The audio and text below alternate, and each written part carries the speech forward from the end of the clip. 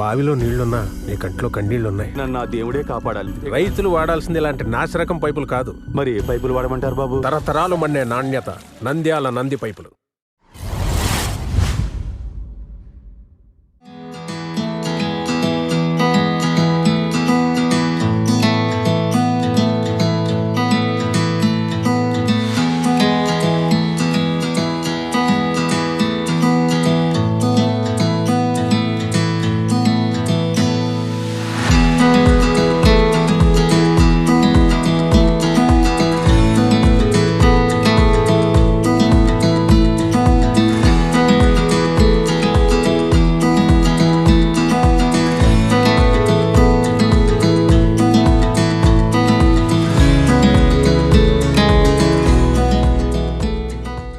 దేవస్థానంలో ఈరోజు హుండీ లెక్కింపు కార్యక్రమం జరిగింది.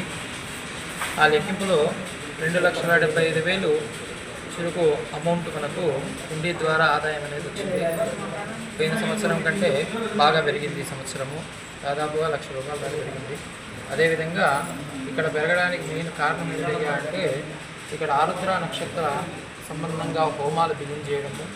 రెండవది ప్రతి సోమవారం సాయంకాలం 7 గంటలకు పల్లకి సేవా కార్యక్రమము, తర్వాత స్వామివారికి ప్రసాదం వితరణ భక్తులకు కూడా ఇవ్వడం కారణము.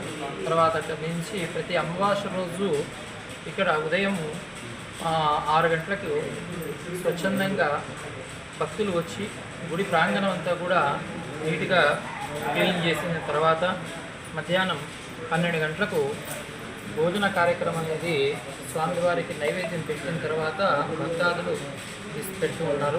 కాబట్టి ఈ కార్యక్రమంలో పాల్గొన్న తర్వాత జయప్రదం చేయాల్సిందిగా కోరుతున్నాము. తర్వాత ఎవరై ఇక్కడికి వచ్చి సేవ చేసుకుంటున్నారో, ఆ కార్యక్రమంలో పాల్గొంటున్నారో వాళ్ళు స్వచ్ఛందంగా నా దగ్గరికి వచ్చి దినదిన అభివృద్ధిగా మాకు డెవలప్మెంట్ ఉంది అని చెప్పినారు. అదందరూ కూడా చూసి వాళ్ళు కూడా ఇదే విధంగా ఈ దేవాలయానికి వచ్చి వాళ్ళ దోషాలన్నీ కూడా తొలగింపజేసుకొని రోజు కంటే రోజు రెట్టింపు జనాలతో వస్తున్నారని ఫస్ట్ పల్లకి సేవ 10 మందితో ప్రారంభం చేసాం.